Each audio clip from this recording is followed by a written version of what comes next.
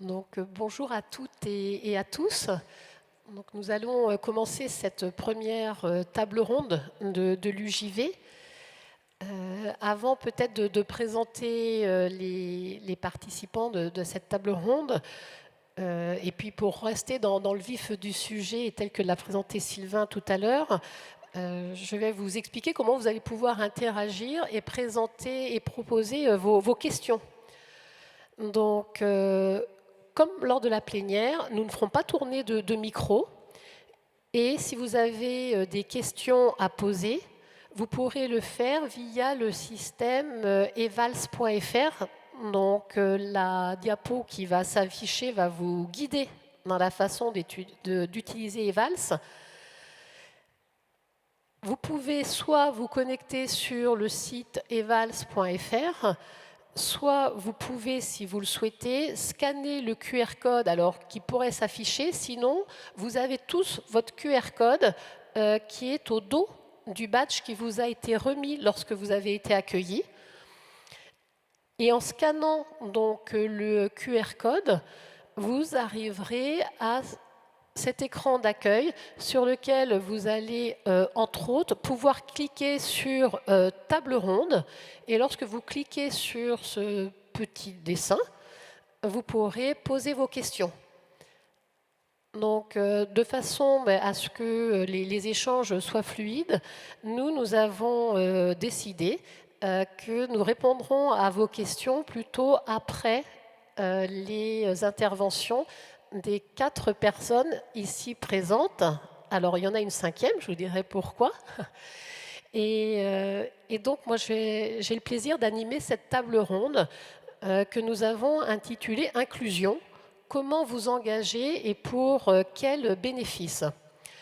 Donc, cette table ronde va nous permettre de creuser un petit peu, d'éclairer différemment, entre autres, l'ODD numéro 1, qui est éradiquer la pauvreté. Et puis, ça nous permettra aussi d'éclairer l'ODD numéro 10, comment réduire les inégalités. Ah, merci.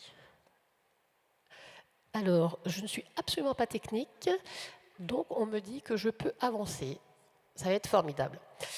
Voilà. Donc, qu'est-ce qui nous a guidés tous les 5 à vouloir travailler sur ce sujet-là? C'est effectivement pour contribuer à la réflexion de comment, en tant qu'acteurs individuels, nous pouvons mettre en œuvre un des objectifs de développement durable qui ont été dessinés, qui ont été pensés. Et comme il a été rappelé lors de la plénière d'ouverture, mettre en place ces objectifs de développement durable, c'est aussi soutenir la croissance économique dont nous pouvons avoir besoin, mais surtout arriver à partager cette croissance économique et les résultats de cette croissance économique, plus particulièrement pour nous, en tout cas, en faisant des actions, en faisant un focus sur l'inclusion professionnelle. Donc, cet ODD de lutte contre la pauvreté, il a aussi fait résonance avec le S de RSE. On parle souvent de RSE, et le S de RSE dit ça peut être social, mais ça peut être aussi sociétal. Et ce qui nous motive et nous a motivés dans la préparation de cette table ronde, c'est de se dire, nous, en tant qu'acteurs économiques, impliqués dans la vie économique de notre territoire, comment nous pouvons contribuer à une société plus inclusive, une société plus juste. Donc, ce qui nous a semblé aussi important, et vous allez voir avec nos intervenants, vous avez vu, je fais du teasing pour les présenter, c'est de se dire, justement, on est dans le cadre de l'UJV, et l'UJV, c'est à l'origine, c'est le MEDEF, donc on pense tout de suite acteur économique, on pense entreprise, et c'est de mettre en lumière la possibilité pour les entreprises de s'impliquer, de s'engager dans cette lutte contre la pauvreté. Donc je disais, nous avons 4 intervenants et nous avons le plaisir aussi d'accueillir Sophia, donc, qui est tout à droite, et qui gentiment a accepté d'apporter une touche particulière à la fin de notre table ronde. Donc, je la laisserai se présenter à ce sujet-là. Parce que, comme il a été dit lors de la plénière, cette transition au sens large que nous souhaitons tous, qu'elle soit économique, elle a aussi pour fondement cette transition intérieure, cette écologie intérieure, cette intériorité. Donc pour aborder ces sujets-là, donc, dans l'ordre d'apparition, on va dire, à l'écran, donc, il y a Juliette Ovelac, qui représente l'Institut Break Poverty et qui est déléguée régionale pour l'Institut. Donc, Juliette a d'abord travaillé au sein d'une agence de développement à Genève et ensuite elle a collaboré donc, à la stratégie environnementale de l'organisation et ensuite elle s'est orientée vers le conseil. Et ce qui anime Juliette, c'est vraiment de permettre aux politiques publiques de pouvoir se décliner auprès des acteurs économiques locaux de façon à contribuer en particulier, mais elle vous l'expliquera mieux que moi, de contribuer à permettre au développement du mécénat social, entre autres. Et donc, par ce moyen-là, de toujours favoriser l'inclusion sociale et professionnelle. Ensuite, donc, Jean Ngodi, que certains connaissent peut-être, qui est responsable des partenariats chez Face Atlantique. Donc, Face Atlantique, c'est la fondation Agir contre l'exclusion, donc qui porte bien son nom. Et Jean a rejoint donc Face en 2006 avec une ambition particulière qui était de lutter contre l'exclusion et les discriminations, tout en favorisant bien sûr l'inclusion et en accompagnant les entreprises dans leur politique de diversité. Donc Jean anime, est donc responsable des partenariats et il nous expliquera tout à l'heure comment, grâce à son action et à l'action du collectif FACE, le nombre de partenariats a été multiplié par presque 20, voilà, en toute modestie, voilà, depuis une quinzaine d'années. Et puis, toutes ces actions qui peuvent être initiées par des acteurs associatifs ou par des acteurs du secteur public trouvent tout leur sens par l'engagement de chefs d'entreprise. Donc, nous avons avec nous Benoît Ozanne, donc, qui est responsable du cabinet Forstaff, qui est un cabinet de recrutement inclusif. Et voilà, c'est une valeur qui tient à cœur à Benoît et qui est partagée par l'ensemble de son équipe. Donc Benoît nous partagera à la fois son expérience de chef d'entreprise et comment il s'intègre dans cette lutte contre la pauvreté. Et le deuxième témoin, donc Olivier Riom, qui est donc président de Vivolum, et Olivier donc, est, on va dire, engagé dans la lutte contre la pauvreté depuis quelques années déjà. Et au-delà d'une action en concertation avec les acteurs ici présents, qui est toujours réelle, Olivier témoignera de la façon dont l'inclusion est spécifiquement travaillée dans son entreprise. Voilà. Et puis, donc moi, je suis Catherine Voisin, et pourquoi je suis là? Parce que je représente la Fédération européenne de coaching, dont la valeur fondatrice est la solidarité. Et une des actions fondatrices de l'EMCC, c'est le coaching solidaire. Et moi, j'ai le plaisir d'animer une équipe de coachs solidaires sur la Loire-Atlantique. Donc, c'est tout naturellement que j'ai accepté d'animer cette table ronde. C'est une grande première, donc je vous remercierai pour votre indulgence.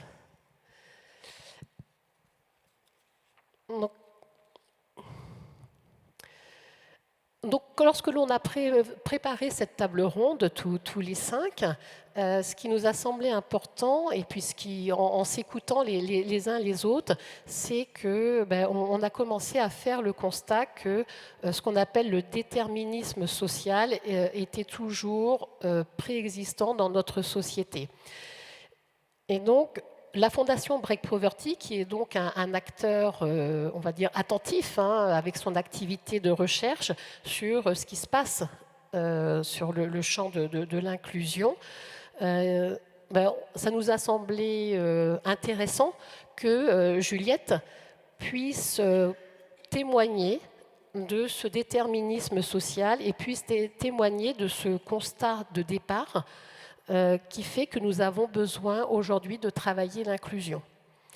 Donc Juliette, si tu veux bien prendre la suite. Il faut peut-être que tu branches ton... Oui, est-ce que c'est bon ? Vous m'entendez bien, super. Bonjour à tous et merci Catherine pour cette introduction. Effectivement, il nous a semblé important de resituer un petit peu le thème de cette table ronde en venant sur les raisons qui font qu'on a besoin de traiter la question de l'inclusion aujourd'hui. Et quand j'y ai réfléchi, tout simplement, c'est parce qu'il existe des situations d'exclusion, tout simplement, en miroir, qui font qu'on a besoin de travailler sur le sujet. Alors, on a 2 grands constats qui en attestent au niveau national et qui sont indiqués à l'écran. Un niveau de pauvreté qui augmente et un déterminisme social très prégnant en France. Alors, sur le premier point, on a effectivement un niveau de pauvreté qui a augmenté sur les 20 dernières années en France. On a aujourd'hui un taux de pauvreté qui se situe à près de 15% de la population, donc 15% vivent sous le seuil de pauvreté, qui est de 1 100 € par mois pour une personne seule, pour rappel. Ces 15%, donc ça a augmenté, et en 20 ans, c'est plus d'1 million de personnes qui ont basculé sous le seuil de pauvreté. Je pense que c'est aussi intéressant de le dire en valeur absolue, au-delà de la valeur relative. Alors cette situation de hausse de la pauvreté, elle n'est pas spécifique à la France. Tous les pays européens l'ont connue, ça a été aggravé par la crise financière de 2008. Donc, ce n'est pas spécifique. En revanche, ce qui va être plus spécifique à la France, c'est le point numéro 2, c'est le déterminisme social, qui est encore très prégnant. Le déterminisme social, c'est quoi ? C'est la forte reproduction sociale d'une génération à une autre. En quelque sorte, on hérite de la situation sociale de nos parents, et quand on est dans un milieu précaire, défavorisé, on a beaucoup plus de risques d'être à nouveau défavorisé à notre tour à l'âge adulte. Là aussi, un chiffre, je vais essayer de ne pas trop vous abreuver, mais j'en ai quand même prévu quelques-uns dans ma besace.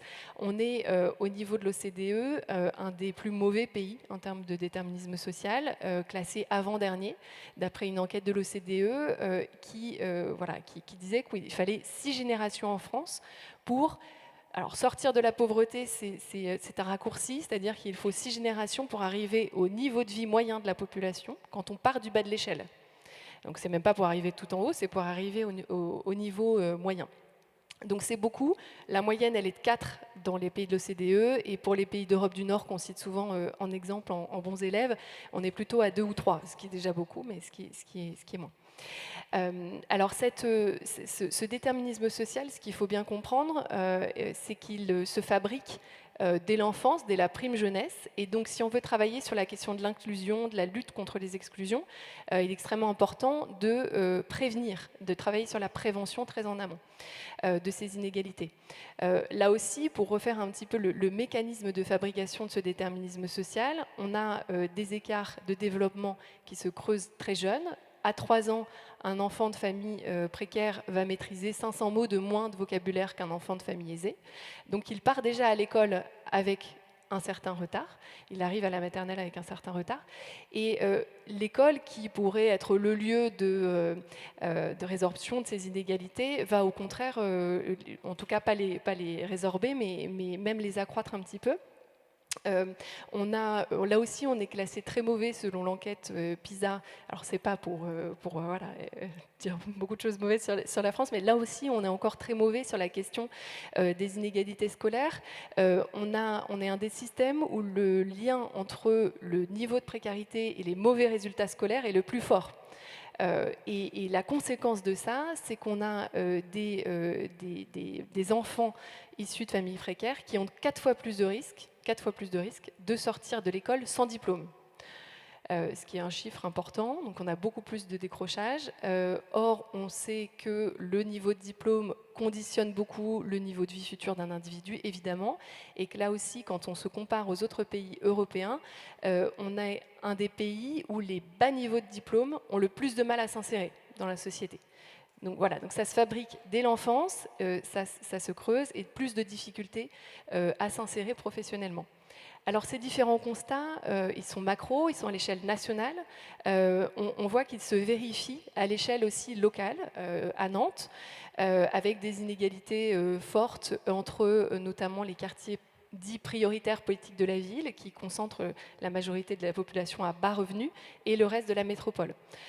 On est effectivement sur une métropole au global qui est dynamique économiquement, qui réussit bien, qui a même un taux de pauvreté moyen qui est plus faible que la moyenne nationale, mais on a des inégalités quand même très marquées dans certains quartiers. Dans certains quartiers où, là aussi, quelques chiffres, pour illustrer, on a 3 à 4 fois plus de taux de pauvreté, enfin un taux de pauvreté 3 à 4 fois plus important plutôt, et des taux de chômage, là aussi, 2 à 3 fois plus importants, notamment parmi les jeunes. Ce qui nous mène à quand même un paradoxe, puisqu'on parle beaucoup, et surtout en ce moment, de difficultés de recrutement très largement partagées par les entreprises. Donc c'est paradoxal, et pourtant, quand on regarde et quand on essaye de comprendre ce paradoxe, on se rend compte qu'il vient beaucoup de la question de l'orientation. L'orientation de ces jeunes qui est souvent subie, qui n'est pas suffisamment en lien à la fois avec les besoins du monde du travail, du monde de l'entreprise, mais pas non plus en lien avec les appétences ou les passions des jeunes en question. Là aussi, les études nous montrent qu'un élève, un jeune issu de milieux défavorisés, a 2 fois plus de chances d'être orienté en seconde professionnelle, par exemple. C'est des voies qui peuvent être évidemment éminemment pertinente, mais encore faut-il qu'elle soit choisie par la personne pour que ça fonctionne. Et si elle n'est pas choisie, ça mène à des taux de chômage à niveau de diplôme égal qui sont plus importants pour les jeunes de ces quartiers. Donc, en conclusion, pour ne pas faire trop long, les 2 choses à retenir, il me semble, ce sont les 2 enjeux cruciaux, c'est travailler sur l'orientation des jeunes en particulier, et puis travailler sur le lien avec le monde professionnel, avec le monde des entreprises, pour traiter ces questions. Oui. Et effectivement, lorsque nous avons préparé cette table ronde, une fois ce cadre posé, on a constaté que ce problème sociétal était d'abord adressé par la puissance publique, et on s'est dit comment les entreprises peuvent faire pour s'engager et donc faire la différence, et donc réduire ce... Et donc l'Institut Break Poverty a développé un certain nombre on va dire, de process ou de démarches qui permettent et qui soutiennent finalement les engagements que les entreprises peuvent prendre et donc faire cette fameuse différence. Donc Juliette, quelle est justement cette activité particulière de l'Institut ? Alors, je vais parler de notre activité, mais surtout effectivement des différents freins d'abord à l'engagement, parce que c'est quand on a discuté sur cette table ronde, on s'est dit mais pourquoi les entreprises ne s'engagent pas plus et comment, à travers cette table ronde, leur donner envie de s'engager plus en faveur de l'inclusion. Ces différents freins, ça va être d'abord un manque de disponibilité pour penser à ces questions-là, parfois, pour les chefs d'entreprise, ce n'est pas le cœur du métier. Manque d'expertise aussi, quand on se dit on veut soutenir un projet associatif sur le domaine social sur notre territoire, lequel choisir. Ils peuvent être beaucoup à toquer à la porte de l'entreprise, et on ne sait pas très bien comment discriminer les projets les plus efficaces. Donc c'est sur toute cette série de freins qu'on a travaillé à la mise en place d'une démarche, effectivement, qui va essayer de rapprocher les entreprises du monde associatif pour développer, pour faire changer d'échelle le mécénat social et territorial. Donc ce qu'on a développé, c'est une démarche collective d'action, donc qui s'appelle la dotation d'action territoriale, ou DAT pour le dire plus rapidement, qui va vraiment être un outil clé en main qui va favoriser l'engagement. Alors le principe est très simple. Sur la base d'un diagnostic local des besoins, on va identifier des projets associatifs locaux qui vont y répondre. Alors quand je dis besoins, ça va être des besoins en lien avec tout ce que je viens d'expliquer, besoins en termes d'accrochage scolaire, de lutte contre le décrochage, d'insertion dans l'emploi, donc des projets associatifs qui vont travailler sur ces questions-là. Et ces projets donc retenus sur la base de leur efficacité, de leur pertinence, et on va les proposer ensuite aux entreprises qui vont venir s'engager sur une période de 3 ans, avant tout financièrement, pour venir les soutenir à hauteur du montant de leur choix évidemment. Et ensuite, sur ces 3 ans, on va assurer un reporting des résultats de ces associations auprès des entreprises engagées. Donc ça répond aussi à la question et à la volonté de transparence sur l'utilisation des dons par les entreprises. Elles veulent voir, et c'est tout à fait normal, l'impact que ça a pu avoir sur les enfants et les jeunes de leur territoire. Donc c'est ce dispositif qui a été mis en place à Nantes. Autre façon de s'engager, c'est du mécénat avant tout financier, mais aussi du mécénat de compétences. Et Benoît nous en parlera tout de suite après. C'est très important pour travailler la question du rapprochement, notamment des jeunes du monde de l'entreprise, au-delà du mécénat financier. C'est pouvoir décloisonner des mondes, rapprocher des professionnels, des collaborateurs de jeunes, leur donner envie de s'orienter vers telle ou telle voie. Donc je trouve que c'est essentiel pour compléter ce mécénat financier. Et la question, c'était comment les entreprises peuvent faire la différence. Dans ce type de démarche collective, l'intérêt premier, c'est d'être à plusieurs et donc de mutualiser les moyens. À Nantes, c'est 25 entreprises et fondations qui se sont regroupées, c'est 750 000 € de budget sur 3 ans, pour 10 associations soutenues et, in fine, près de 10 000 bénéficiaires qui seront accompagnés. Donc ça a un effet massif parce qu'on mutualise les moyens. Et je voulais citer aussi une fondation territoriale de Loire-Atlantique qui vient de se créer sur le territoire, qui est un autre exemple de démarche collective qui a tout à fait son intérêt pour rapprocher les entreprises des projets associatifs de leur territoire. Donc voilà une première manière de s'engager, le mécénat financier et de compétences. Oui, merci Juliette. Déjà d'introduire aussi ce sujet du mécénat financier, du mécénat de compétences. Alors le mécénat financier, il est peut-être un petit peu plus familier à nos oreilles. Le mécénat de compétences, c'est quelque chose dont on entend de plus en plus parler. Et le mécénat de compétences, finalement, c'est la mise à disposition de compétences, souvent issus de l'entreprise, par exemple, mise à disposition d'associations qui accompagnent, entre autres, des personnes vers plus d'insertion professionnelle. Et donc, c'est ce mécénat de compétences, effectivement, il peut se faire sur de longues années. On voit, par exemple, à la direction de Face Atlantique, actuellement, c'est le directeur et dans un programme de mécénat de compétences. Ça veut dire que l'entreprise dans laquelle il travaillait a accepté de mettre à disposition de Face Atlantique cette personne et toutes les compétences qu'elle amène avec elle, et l'entreprise continue à rémunérer la personne. Donc, on pourrait se dire, mais oui, mais ça veut dire que le mécénat de compétences, il est réservé aux grandes entreprises qui ont beaucoup d'argent. Sauf que ce n'est pas complètement vrai. Il y a cette possibilité-là, mais on va voir donc avec Benoît la possibilité pour des entreprises de taille, entre guillemets, plus modeste, la possibilité d'avoir une action extrêmement concrète et efficace. Et peut-être pour ouvrir un petit peu cette question sur le mécénat ou le sujet, il existe aujourd'hui des applications qui permettent de mettre en relation les entreprises qui souhaitent, et même les salariés de l'entreprise qui peuvent souhaiter donner de leur temps et qui mettent en relation donc ces volontés-là avec des besoins identifiés et accompagnés par d'autres acteurs locaux. Donc il existe des plateformes comme Wenabi. Alors on n'a aucune action dans Wenabi, mais c'est juste pour illustrer le fait qu'aujourd'hui, il y a des moyens pour contribuer à cette lutte contre la pauvreté, pour contribuer à favoriser l'inclusion professionnelle. Donc je disais que pour pouvoir s'investir en tant que mécène, il n'est pas besoin d'être une grande entreprise du CAC 40. Le plus important, c'est aussi d'avoir la volonté de contribuer au développement économique et à favoriser le développement social et sociétal d'un territoire. Donc Benoît, pour rappel, Benoît est responsable du cabinet Forstaff, qui est un cabinet de recrutement.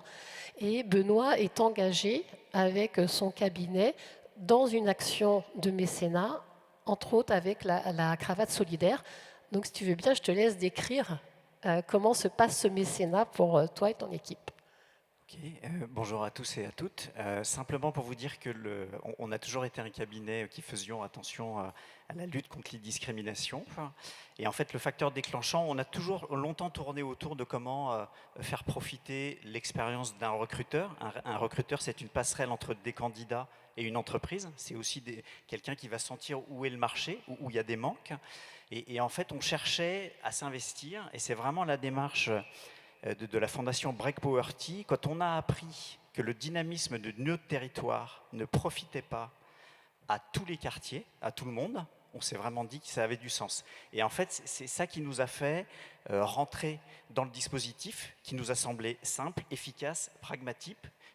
Et puis on a été aussi très séduits par les projets sélectionnés. Et nous, en tant que mécènes, on accompagne donc la cravate solidaire. La cravate solidaire est une structure qui va permettre aux candidats de préparer leurs entretiens en leur fournissant simplement des vêtements adaptés à un entretien d'embauche, en les aidant à pitcher, voilà, et en travaillant un peu sur leur look. Donc ça avait beaucoup de sens pour nous. Et donc, au-delà de les soutenir, on les a rencontrés.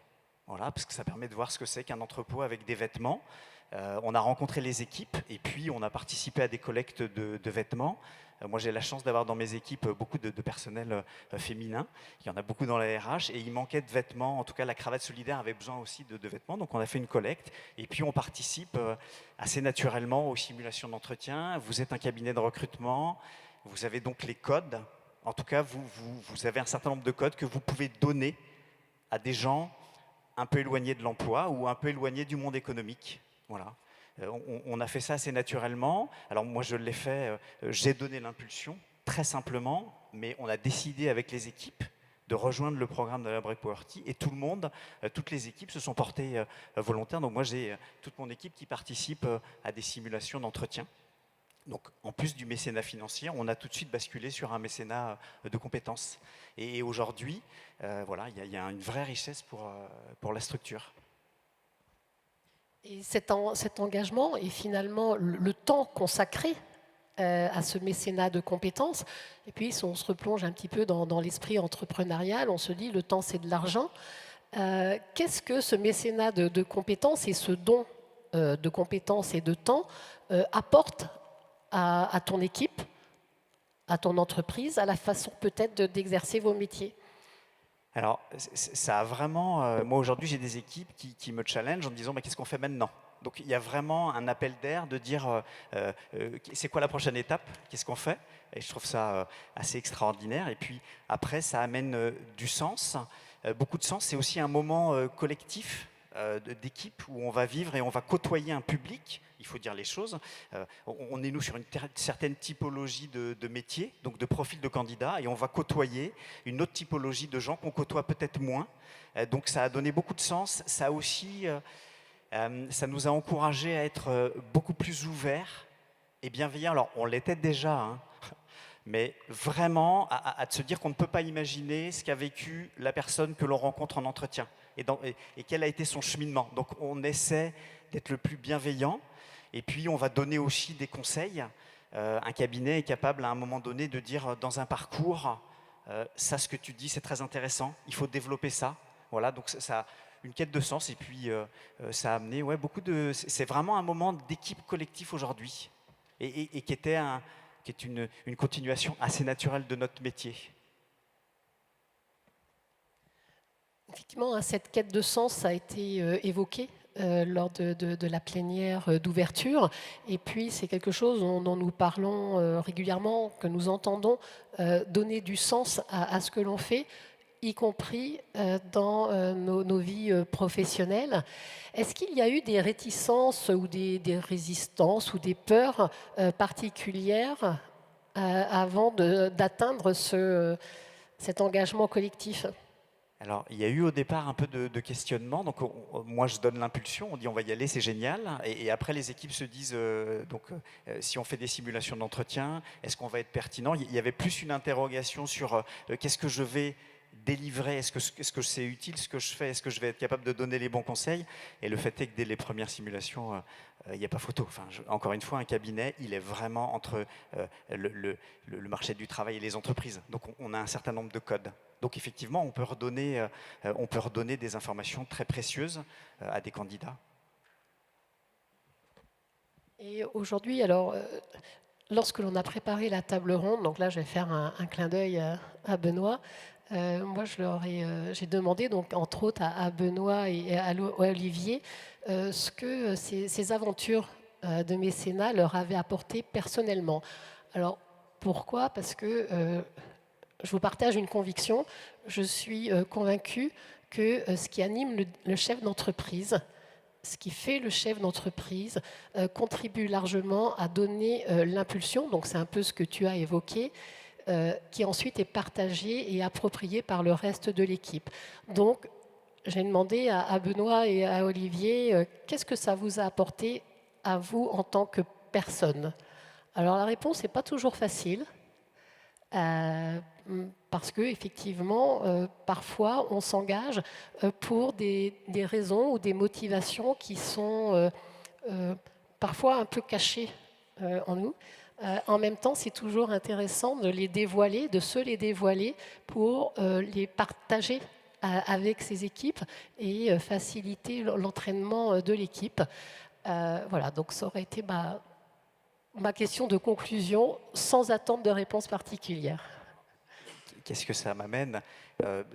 C'est une satisfaction, il y a quelque chose d'être utile, et puis d'aller au bout d'être utile, et d'aller au bout de mettre son expertise, en tout cas c'est au service d'autrui, voilà, très naturellement. Jolie motivation, merci. Merci. Et lorsque... donc, peut-être, Juliette, 2 ou 3 mots si tu veux donner quelques chiffres sur les résultats, parce que bien sûr, lorsque l'on donne de son temps, quelque part, on a envie d'avoir des résultats et de se dire à quoi sert mon action. Il y a la gratitude que les personnes accompagnées peuvent redonner, mais il peut y avoir aussi peut-être des résultats concrets, donc il y a peut-être quelques chiffres qui peuvent être parlants. Oui, j'ai l'impression de donner beaucoup de chiffres, mais juste un pour effectivement corroborer ce que disait Benoît sur la cravate solidaire. Ce qu'on va suivre dans la DAT, ça va être les résultats atteints par les associations et notamment des indicateurs d'impact, vraiment ce que ça a permis sur le parcours des enfants et des jeunes accompagnés. Et là, c'est le cas sur les demandeurs d'emploi. La cravate solidaire, elle est toujours entre 50 et 70% de taux, ce qu'on appelle le taux de sortie positive suite à l'accompagnement. Donc c'est quand même assez énorme comme résultat. Voilà, donc je peux citer ça comme résultat. Merci Juliette. Ce qui apparaît, et puis Benoît l'a souligné, sans l'action de Break Poverty, eh bien aujourd'hui Forstaff ne serait peut-être pas engagé dans cette action-là. Et ça met en avant la nécessité d'organiser et nos complémentarités pour arriver à faire des actions efficaces.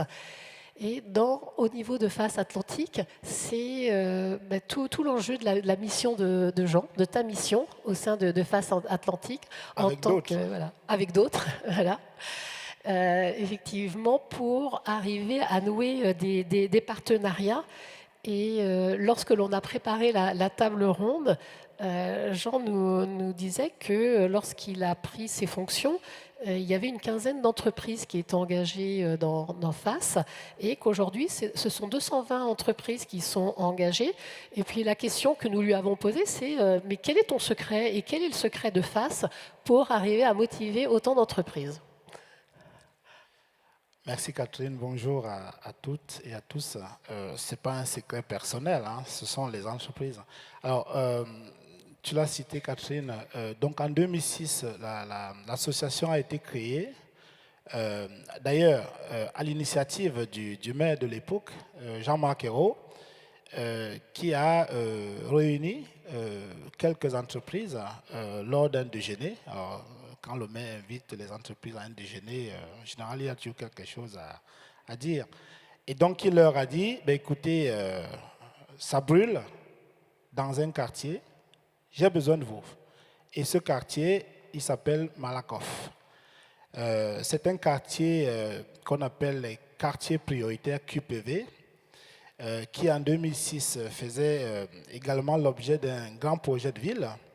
Et donc, il a demandé à quelques entreprises, donc une quinzaine à l'époque, en 2006, d'agir concrètement pour aider les jeunes et montrer l'exemple dans le quartier pour montrer vraiment que les jeunes n'étaient pas délaissés, les publics des quartiers n'étaient pas délaissés.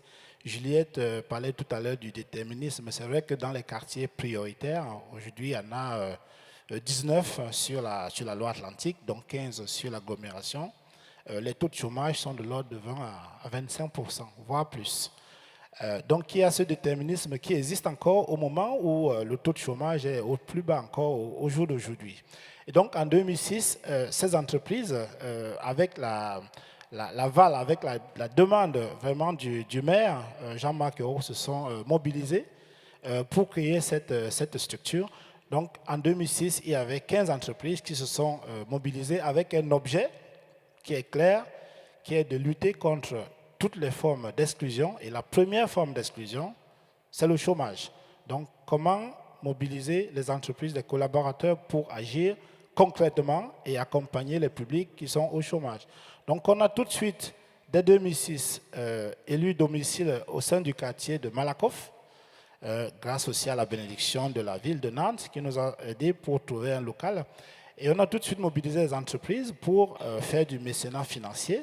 Les 15 entreprises qui se sont engagées, le parti pris dès le départ, c'était que les entreprises devaient s'investir à la fois financièrement, mais aussi en mécénat de compétences, à mobiliser leurs collaborateurs pour accompagner le public. Donc, dès 2006, alors moi je suis arrivé en novembre, et tout de suite, on a mené des actions, ce qu'on appelle les actions coup de poing. Vraiment, l'idée était vraiment, et c'était une demande insistante du maire, de montrer les exemples clairs, nets, avec quelques jeunes, de leur donner du travail tout de suite, qu'ils soient diplômés ou pas d'ailleurs. On a accompagné une soixantaine de jeunes. La majorité, ils avaient Bac-5. Donc, on ne regardait pas le diplôme, mais on regardait le savoir-être. Est-ce que tu veux travailler? Quel est ton projet professionnel? Et on allait avec la mission locale au centre socio-culturel, on allait chercher les jeunes et avec des entreprises qui venaient vraiment pour agir. Alors, je ne vais pas toutes les citer, mais Auchan, par exemple, Carrefour, qui avaient des postes qui correspondaient au bas niveau de qualification. On a comme ça accompagné des jeunes avec des résultats tout de suite très, très clairs. Et c'est comme ça qu'on a pu poursuivre cette belle action. Et aujourd'hui, 220 entreprises, comme tu le disais, qui sont engagées. Alors, peut-être au niveau de l'engagement, je pourrais en revenir tout à l'heure, puisque ce sont des actions concrètes. Alors, on ne travaille plus uniquement sur le quartier de Malakoff. Aujourd'hui, on essaye d'agir sur l'ensemble. Alors, on n'est pas présent sur les 19 QPV, comme on les appelle, quartiers politiques de la ville. On est basé au Sillon de Bretagne, qui est l'un des quartiers les plus pauvres de Nantes, voire même de France, apparemment, au niveau taux de pauvreté. Donc, on est basé au sein de ce quartier. Pour ceux qui le connaissent, il y a une grande tour et nous sommes au 13e étage. Et c'est là qu'on continue à mener cette belle œuvre avec les 220 entreprises. Et aujourd'hui, cette œuvre qui a été construite, elle se traduit aussi par différentes actions que FACE réalise, à la fois envers les bénéficiaires et aussi envers les entreprises. Donc, envers les bénéficiaires, quelles sont les principales actions de FACE aujourd'hui? Alors, on a deux types d'actions envers les bénéficiaires. Juliette parlait tout à l'heure de l'aspect préventif, donc on intervient dès le collège pour accompagner à la découverte des métiers, à la connaissance des métiers et à une meilleure orientation du public dans ce qu'on appelle les établissements REP, réseau d'éducation prioritaire.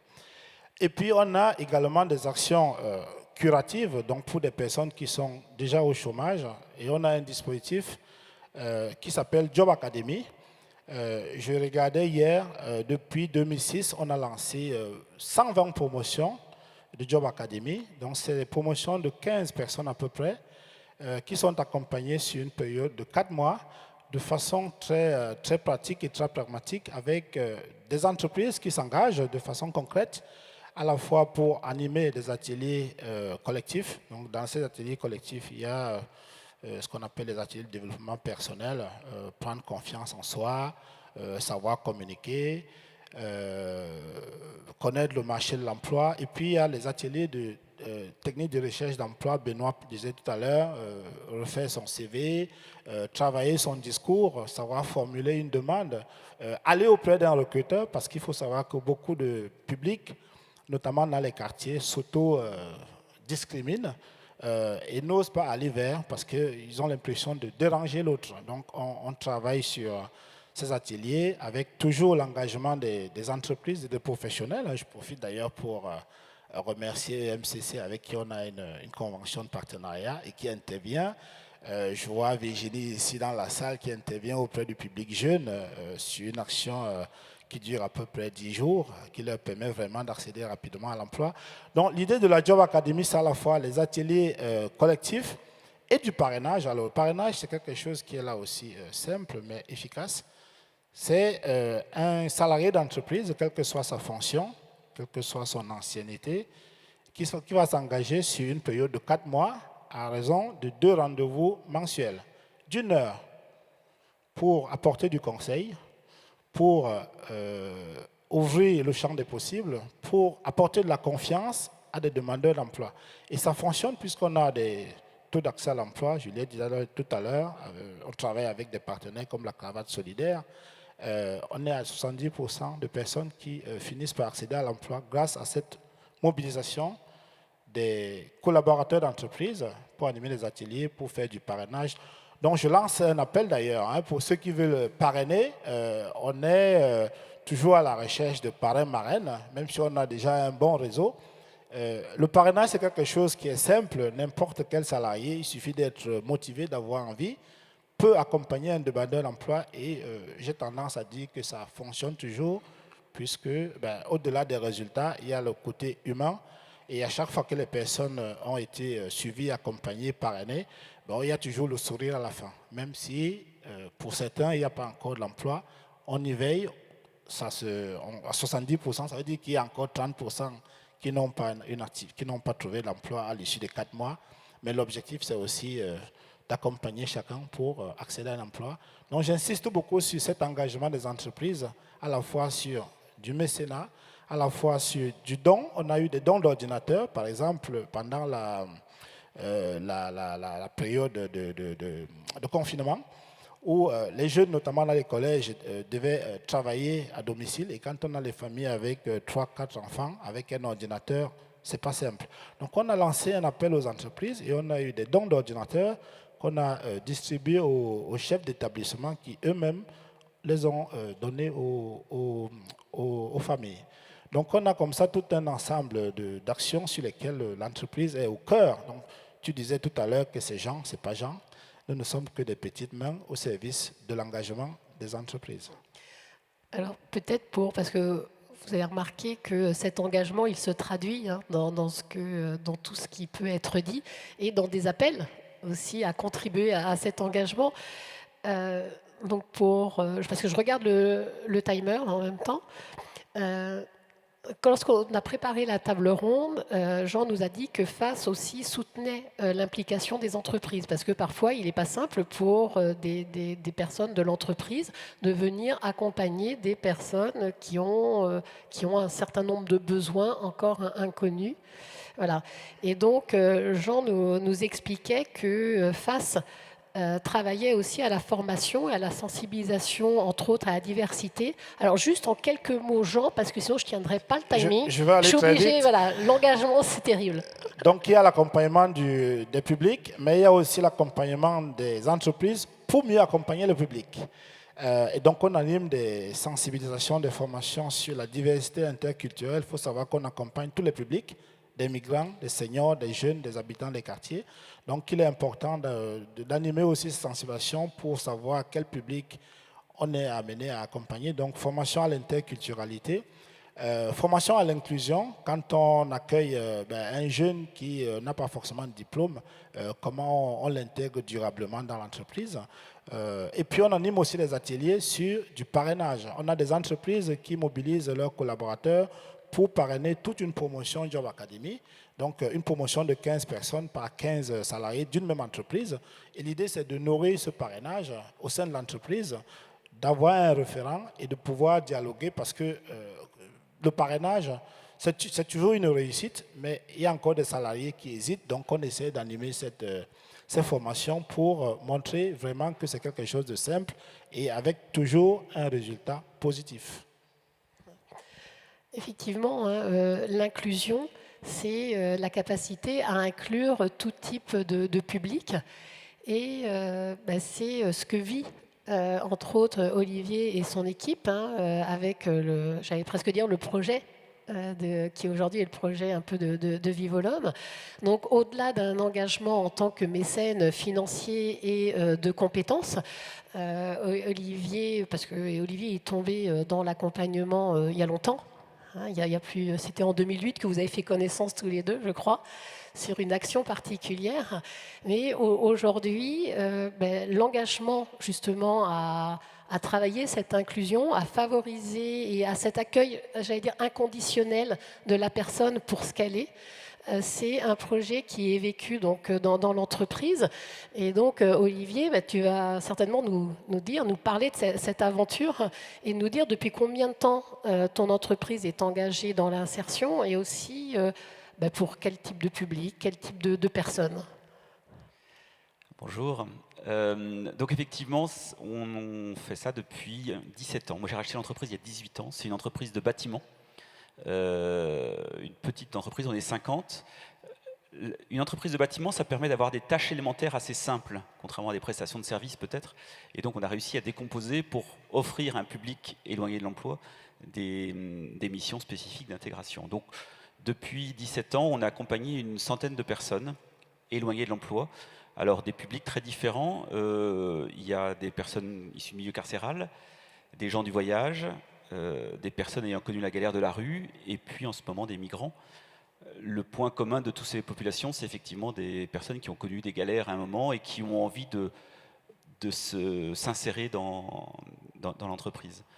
On parlait effectivement de motivation. Je pense que quand on fait ces actions, on leur offre plus qu'un travail. On leur permet de retrouver en fait, une dignité humaine. Et on ne parle plus de motivation parce qu'ils sont super motivés. On a je pense à un Georges qu'on a accueilli qui était Rome. Dans le bâtiment, on n'aime pas forcément beaucoup les Roms parce qu'il y a des clichés. Il ne parlait pas français et il ne connaissait rien au bâtiment. Donc on se dit que ça ne fait pas beaucoup de points forts pour intégrer l'équipe. Et néanmoins, ça faisait des années qu'il vivait d'allocations, de subventions et d'aides. Il avait vraiment perdu du sens. Et à la fin de sa première journée de travail, il m'a montré ses mains. Il était fier d'avoir mérité un salaire, en fait. Et en fait, je pense que c'est ça le déclencheur. C'est à un moment, ils retrouvent une dignité humaine et ils sont hyper motivés. Et aujourd'hui, enfin, toi, à l'origine, quelles ont été tes motivations à donner cette impulsion-là? Où est-ce que tu as puisé cette motivation? Alors au début, le moteur, c'était pour trouver de la main-d'œuvre quand même, parce qu'il y a 17 ans, on avait déjà des difficultés à recruter. Et en fait, si on a continué dans la démarche, c'est que ça donnait vraiment du sens à notre projet. C'est ce que disait Benoît tout à l'heure. C'est un vrai modèle économique. En fait, on a des promos, on a commencé par former 12 chefs de chantier à évaluer des personnes, non pas sur le savoir-faire, mais le savoir-être. Dans le bâtiment, on juge un plaquiste pour savoir si c'est monté une plaque de plâtre. On a essayé, nous, de les évaluer sur leur savoir-être. Et donc, on a formé ces 12 tuteurs et on a intégré 12 jeunes. La première année, on a eu une dizaine de types de contrats différents. On s'est dit, il faut se faire aider pour ça, parce qu'on va perdre de l'argent. Et en fait, on s'est vite rendu compte qu'on passait plus de temps à chercher de l'aide qu'autre chose, donc on a arrêté.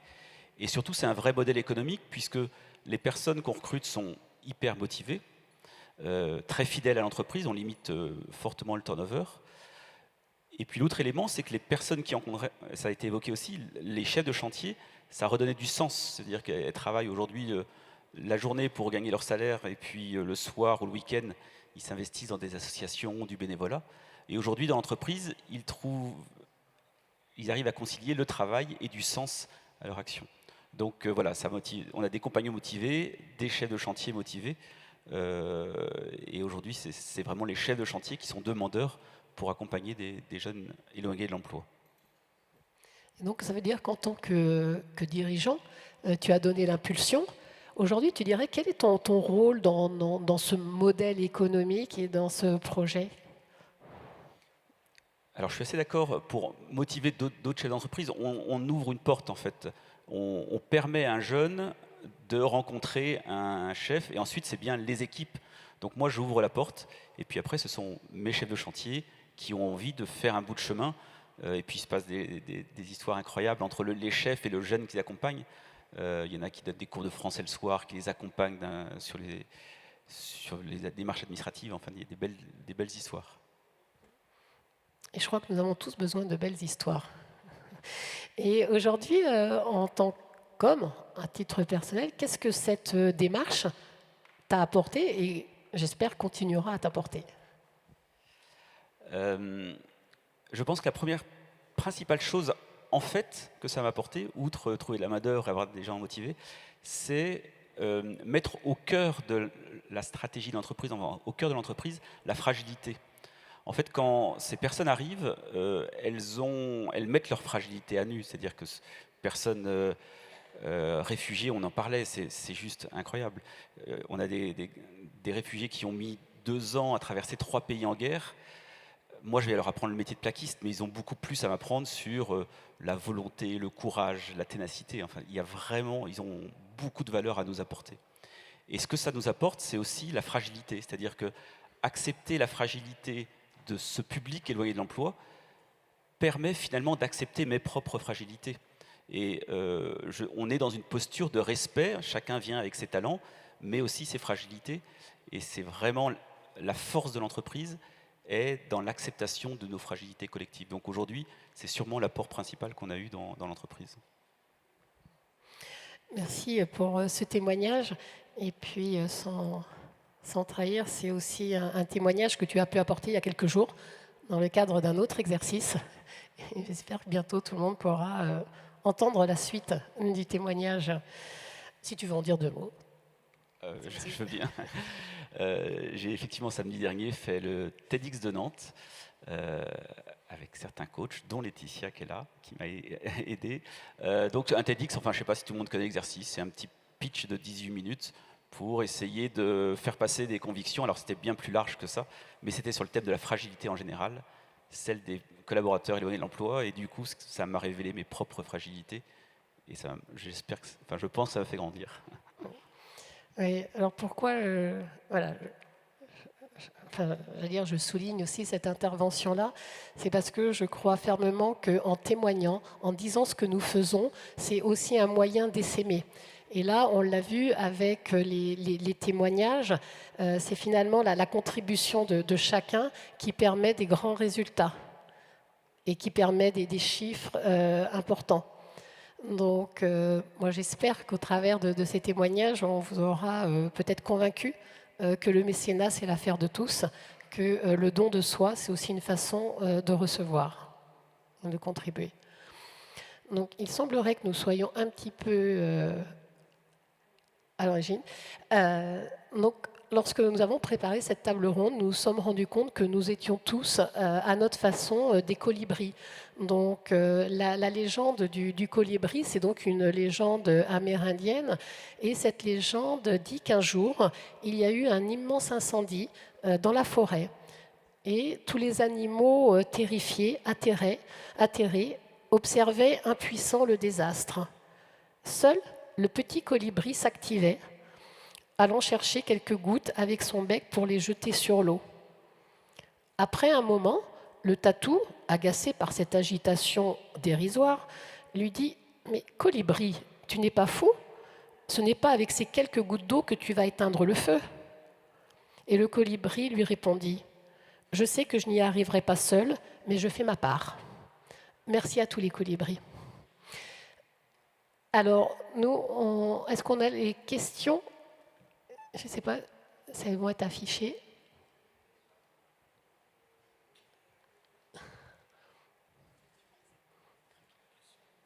Oui, parce que les questions, elles arrivent par... voilà. Donc, une des questions, c'est quel est le meilleur angle pour aborder l'inclusion dans une entreprise, TPE ou PME? Peut-être que Benoît et Olivier, je vous laisse répondre.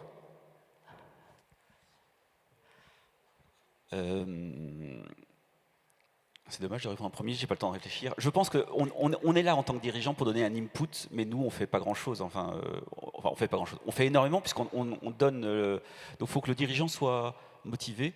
Après, quand on parle de mécénat financier, on fait beaucoup de mécénat de compétences, mais le mécénat financier, c'est bien, c'est essentiel, mais le mécénat de compétences va plus loin en fait. L'important c'est de faire adhérer l'entreprise à un projet, et c'est surtout ça qui donne finalement, qui nous apporte énormément. Et ça, côtoyer des publics qui ont connu la galère, ça apporte énormément. Donc c'est, voilà, je pense que c'est faire adhérer l'entreprise au projet, quelle que soit la taille. Je crois aussi beaucoup à la valeur de l'exemplarité, c'est-à-dire que en fait, les gens vous regardent faire et à un moment donné se disent j'y vais. Donc c'est souvent l'impulsion et le fait de faire. Et puis moi je suis revenu les premières fois avec un grand sourire et ça contribue au fait que les gens aient envie. Est-ce qu'il y a une autre question? Oui. Y a-t-il un profil type de parrain-marraine dans les Job Academy? Peut-être plus pour Jean? Non, tout le monde peut être parrain. La seule chose, c'est l'envie, c'est la motivation et un peu de temps. Alors, le parrainage, c'est 2 rendez-vous par mois dans l'entreprise ou dans les locaux de face ou dans un café sur 4 mois. Donc, pas plus de contraintes que ça.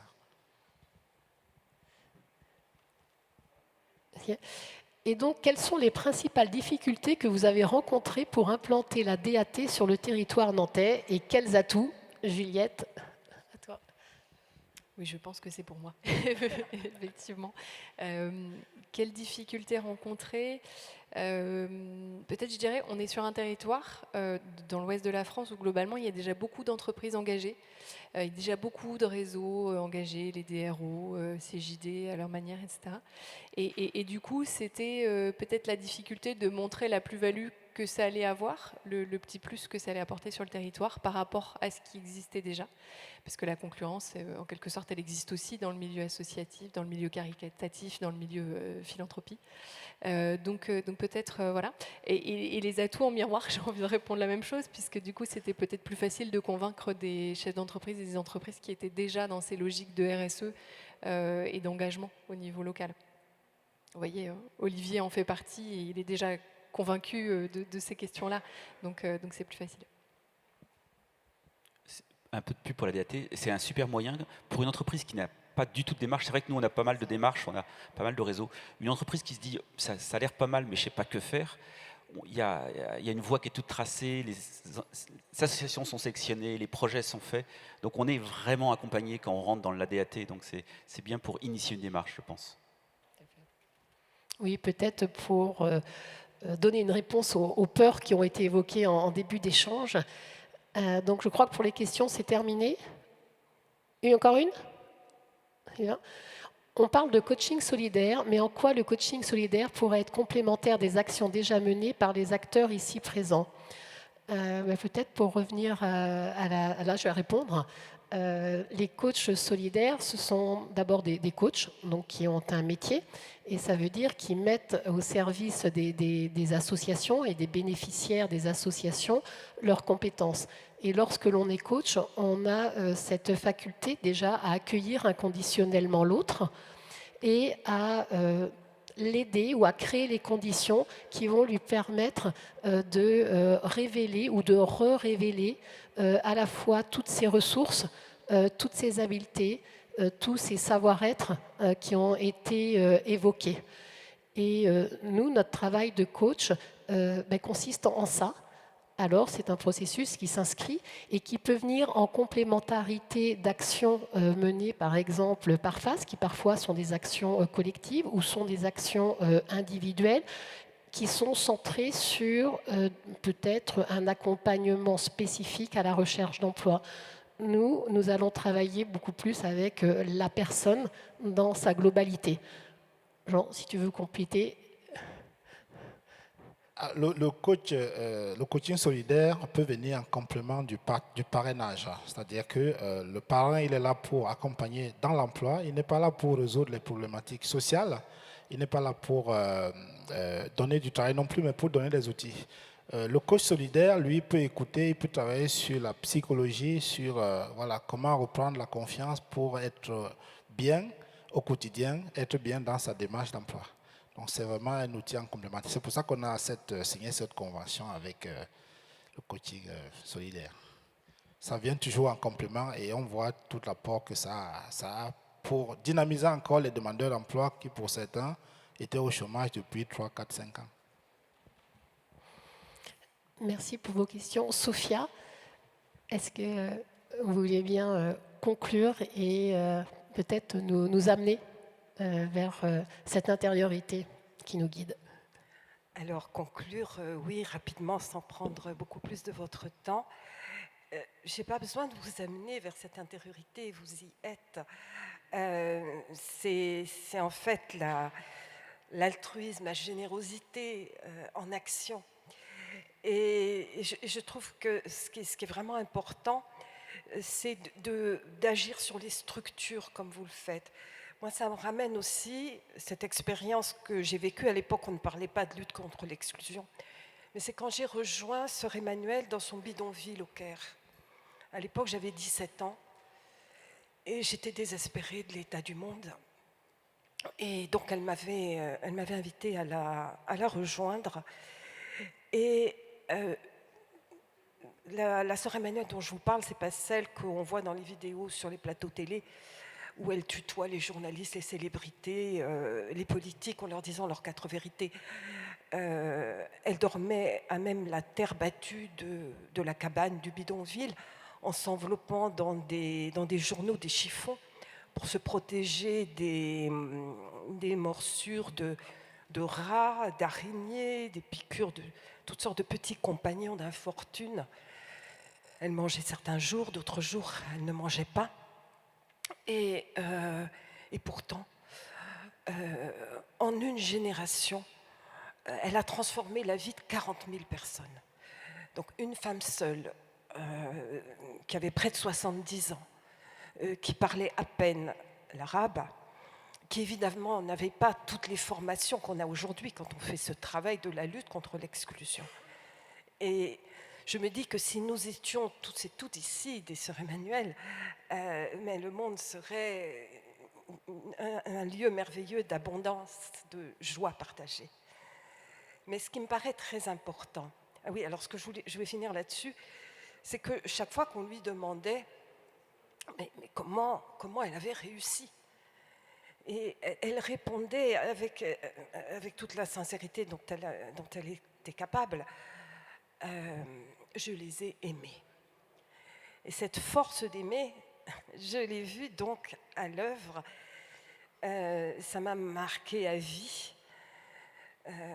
J'en témoigne.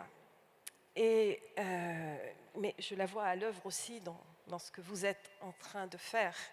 Vous n'appelez peut-être pas comme ça. Vous ne vous autorisez pas peut-être à parler d'amour, de bienveillance, d'altruisme. Mais je dirais, vous n'avez pas forcément besoin d'en parler parce que vous le faites, vous le vivez, vous l'êtes. Et donc, j'ai vraiment beaucoup apprécié cet échange. Et donc, pour aller vite, je dirais que ce qui me paraît vraiment essentiel, c'est que maintenant, ce qu'on a besoin, c'est que ce soit les structures qui changent. Je pense qu'il y a beaucoup de personnes, et même dans des postes clés, à des niveaux aussi clés. J'ai été très proche, par exemple, de Christiana Figueres, qui a été la secrétaire exécutive du changement climatique aux Nations Unies. C'est une femme extraordinaire, c'est une héroïne. grâce à qui on a eu l'accord de Paris, et qui est aussi une femme qui a profondément entraîné des changements, et qui continue d'ailleurs de le faire. Il y a d'autres personnes aussi donc, dans ces postes clés, mais il y a une structure, il y a un système qui est là, et qui empêche toutes ces valeurs lumineuses que vous portez, de solidarité, d'altruisme, de courage, de transformer le système. Mais en même temps, je dirais que cette transformation, elle est en marche, et vous en êtes l'exemple, que c'est ce monde nouveau, vous y êtes déjà, et il faut entraîner maintenant il faut entraîner le système pour qu'il se transforme, et il se transforme de l'intérieur par des personnes qui se sont aussi transformées de l'intérieur. Donc là, vous n'avez pas eu l'occasion, je pense, d'évoquer, enfin vous l'avez fait un petit peu en demandant à chacun ce que ça avait représenté. C'était très beau, toutes ces réponses étaient très émouvantes, parce que ça montrait que vous n'êtes pas là juste pour accomplir une fonction, mais que vous vivez vraiment une mission, et que vous êtes donc, vous incarnez ces valeurs, et que c'est grâce, donc c'est parce que vous les vivez vraiment, et que ce n'est pas juste du discours, de la rhétorique, que ces valeurs vont ensuite se répandre et apporter ce changement. Parce qu'il est insoutenable qu'aujourd'hui, en 2022, il y ait encore, que la pauvreté ne fasse qu'augmenter. Parce que et on voit bien, parce que c'est flagrant, que les budgets qui sont consacrés aujourd'hui à la militarisation, par exemple, de l'Allemagne, et à la comment dire, aussi à la militarisation généralisée de l'OTAN, mais pourrait éliminer plusieurs fois la faim dans le monde. Donc c'est vraiment des questions de priorité, ce sont des questions qu'on appelle des questions axiologiques, c'est-à-dire que ce sont des questions de valeur. Donc merci, beaucoup de reconnaissance à ce que vous incarnez, à ce que vous êtes, et merci de m'avoir invité pour dire ces quelques mots, et tout mon respect pour votre action.